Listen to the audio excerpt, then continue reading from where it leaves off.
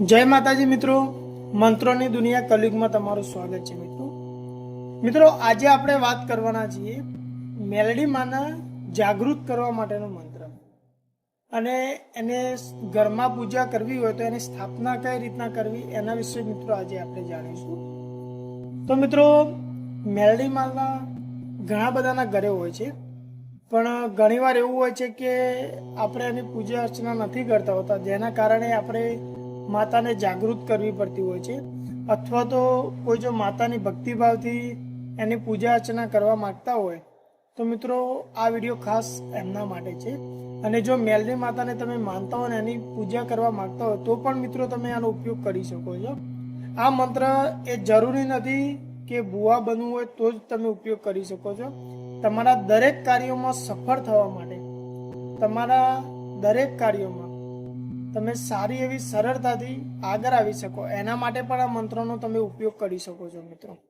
તો મિત્રો આગળ હું તમને માતાજીનો મંત્ર બતાવું એ પહેલાં મારી એક વિનંતી છે મિત્રો, જો મારી ચેનલ ઉપર તમે નવા છો તો મારી ચેનલને એક સબસ્ક્રાઈબ જરૂર કરજો મિત્રો.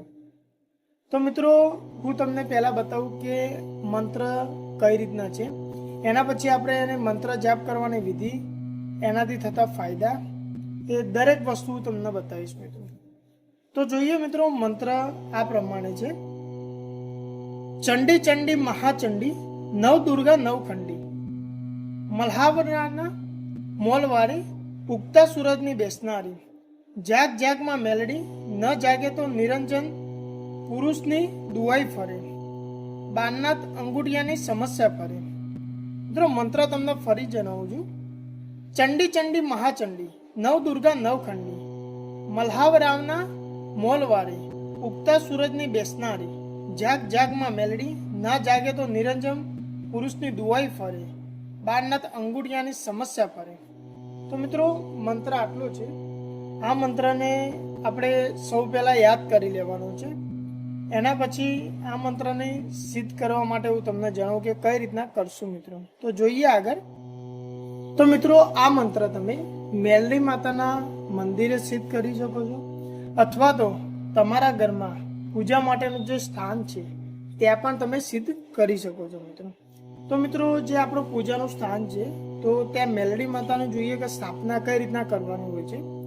તો મિત્રો પ્રાતઃકાળ એટલે કે સાંજના સમયે અથવા તો સવારે તમે પવિત્ર થઈ સ્નાન કરી અને એક લાકડાનું, આપણે ગુજરાતીમાં એના બાજોર કહેતા હોઈએ છીએ, અથવા તો એને સિંહાસન પણ કહેવામાં આવે છે, તો એ લઈને એક સ્થાપના કરવી અને એના ઉપર લાલ અથવા તો કાળા કલરનું કપડું પાથરવું અને તેના ઉપર માં મેલડીમાની મૂર્તિ અથવા તો એની છબી કે યંત્રનું સ્થાપના કરવી અને એ જગ્યા ઉપર ગંગાજળ છાંટવાનું રહેશે અને ત્યાં ધૂપ કરી અને ગાયના ઘીનો દીવો કરવાનો મિત્રો.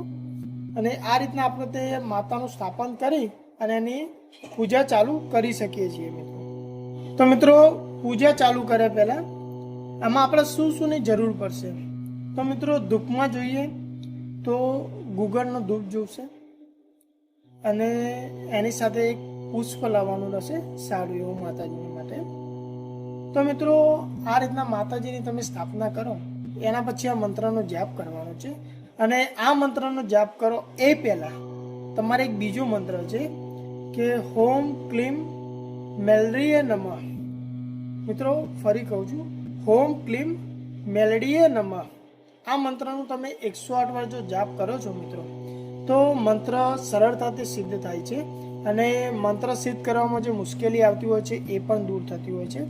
અને આ મંત્રનો જાપ મિત્રો તમે એમને પણ કરી શકો છો. આ મંત્રને તમે વિધિ વિધાનથી દરરોજ 108 વાર જો જાપ કરો છો તો તેનાથી તમને સારા એવા ફળ મળતા હોય છે. અને આ મંત્રનો 108 જાપ મારા વિડીયોમાં પણ આપેલો છે. જો તમારી જોડે સમય ઓછો હોય તો તમે મિત્રો એ સાંભળી બી શકો છો. તેનાથી બી સવાર તમે જો સાંભળો છો તો તેનાથી તમારો દિવસ સારો એવો મંગલમય જતો હોય છે મિત્રો. તો મિત્રો મારી એક વિનંતી છે કે મારા વિડીયોને પૂરો જોજો અને એક સબસ્ક્રાઈબ અને વિડીયો જો પસંદ આવે તો લાઈક જરૂર કરજો મિત્રો. અને કોમેન્ટમાં જય માતાજી અથવા તો તમે જે દેવી દેવતાને પૂછતા હોય તેનું નામ જરૂરથી લખજો કે જેથી હું તમને એ દેવી દેવતા વિશેની માહિતી હું તમને આપી શકું મિત્રો.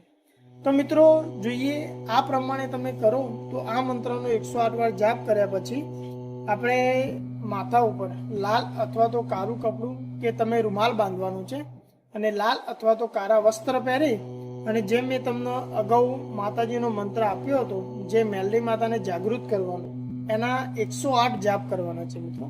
મંત્ર મિત્રો હું તમને ફરી એકવાર બતાવું કે ચંડી ચંડી મહાચંડી નવ દુર્ગા નવખંડી મલ્હાવરાવના મોલવાળી ઉગતા સૂરજની બેસનારી જાગ જાગમાં મેલડી ના જાગે તો નિરંજન પુરુષની દુઆઈ ફરે બારનાથ અંગૂઠિયાની સમસ્યા ફરે. તો મિત્રો આ મંત્રને 108 વાર આપણે જાપ કરવાના છે અને દરરોજ 41 દિવસ સુધી આ મંત્રને આપણે જાપ કરવાના છે મિત્રો. અને આ દિવસ દરમિયાન બ્રહ્મચાર્યનું પાલન કરવાનું છે મિત્રો. અને ખાસ ધ્યાન રાખવું કે 41 દિવસની જે આપણે સાધના કરતા હોય એટલે કે અષ્ટાંગમાં જ્યારે આપણે બેસતા હોઈએ છીએ ત્યારે કોઈના ઘરનું મિત્રો પાણી પીવાનું નથી અને કોઈના ઘરનું ખાવાનું નથી. અને ખાસ ધ્યાન રાખવું મિત્રો કે 41 દિવસમાં એક પણ દિવસ ચૂક્યા વગર જો તમે સવારે કરો તો સવારે અથવા તો તમે સાંજે કરો તો સાંજે એક જ સમય એટલે કે તમે જે સમય નક્કી કર્યો છે એ સમયે જ તમારાને પૂજા અર્ચના કરવાની રહેશે, મંત્ર જાપ કરવાના રહેશે મિત્રો. મિત્રો આ તમે 41 દિવસ પૂરા કરો છો ત્યારે માં આપણી મેલડી એવી જાગૃત થાય છે. તમે સપનામાં દર્શન આપે છે અથવા તો કોઈના કોઈ અવતાર રૂપે તમને દર્શન આપે છે અને તમને સારા એવા આશીર્વાદ આપે છે મિત્રો.